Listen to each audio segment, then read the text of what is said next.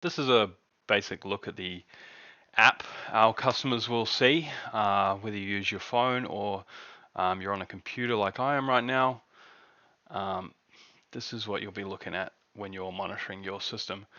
So this is it's a mess of data here. There's a lot going on. So for the uninitiated, um, can take a little while to get your head around. So I'm just going to give a basic overview, and we'll just go through it bit by bit here. So this customer has just a medium-sized system, and they use about the average you'd see from a say family of four.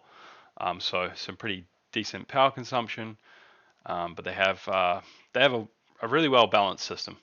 So what they've got is they've got an 8 kilowatt inverter, and they bought this just before the battery rebate. So they only got about 15, 20 kilowatts of battery. So they haven't maxed that out, but get they did max out their solar. So they've put 10 kilowatts of solar onto this 8 kilowatt inverter. So that's really good value for money, getting as much solar as you can. So they also have blackout protection, which is this UPS symbol here. That means that if the grid were to go down, if they had a blackout, they got a few circuits running, so they might have lights, fridge, internet, just the essentials running on that blackout there. And then over here we just have the normal home loads, which would go down in a blackout. So we combine these two together and we'll know how much power our appliances are consuming. So right now they're only using 400 watts. It's about 5 o'clock in the afternoon, so not a lot of power being used right now. But they are making a lot of solar for this time of day, and the batteries have been charged up for a few hours now. So they're pretty much just sitting idle right now, and they are exporting almost 4 kilowatts to the grid. Um, so obviously we don't earn um, any money really now from doing that, but that will help pay that daily grid connection charge at least, so that's good. So that's the flow graph here, nice and simple, and just these blue dots really help uh, for us to see at a quick glance what's going on and the way our power is moving around our system.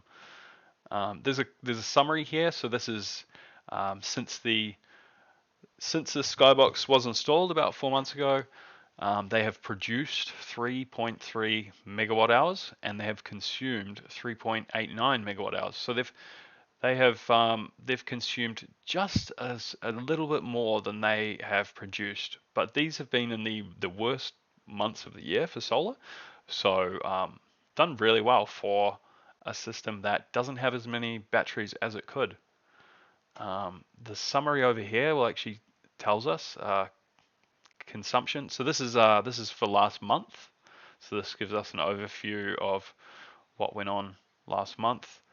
Over the entire month, they consumed half a megawatt and they produced 1 megawatt.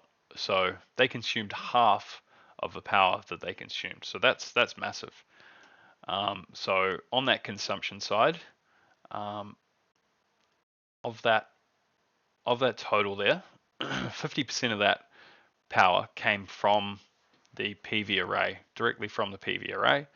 33% of that power came from their batteries, and 20% came from the grid. So you can see they've got a little bit of room for more batteries, and also just bad weather and all that. We'll see that drop down significantly um, through the coming months. And if they were to add batteries, they could just get rid of that completely, add more batteries. And here we go for production. So they produced that megawatt they produced. 54% of that was exported. So that's how you know. Just looking at that, you go, wow, you can put a lot more battery onto the system. So of all that production, they sent that much to the grid. 20% of it was used to charge their batteries. So small battery system, so it charges up pretty quickly, and covering their loads through the day. 26% was used to just cover loads day to day from that production. And then this mess of lines here, this gives us a really good look at what's going on through the day. So starting from midnight, or 1 a.m. in the morning,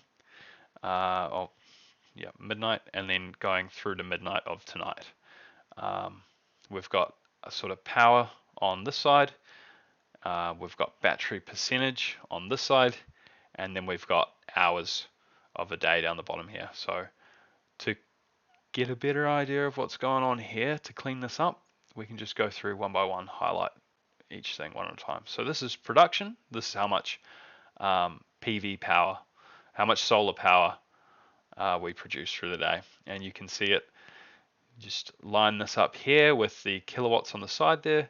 We can see we had some really big spikes, nearly 10 kilowatts at some points, and then dipping down to 5. So just bouncing between sort of 5, 6, and 8 kilowatts throughout the day, which is really good. That's a lot of power to be produced. Grid, they use pretty much nothing from the grid, which is really good. And in fact, they spent half a day exporting, and they're still exporting a lot of power, especially now the batteries are full. This is just battery power, so we can see when it's up, that's battery being consumed by our appliances, and when it's down below zero, that's the battery charging back up again.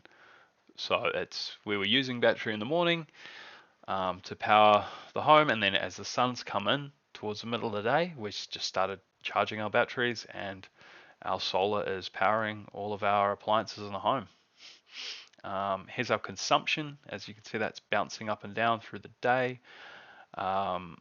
Big spike in the morning there. They've got up, they've turned on the air conditioning, they've started cooking and just probably doing a bit of laundry.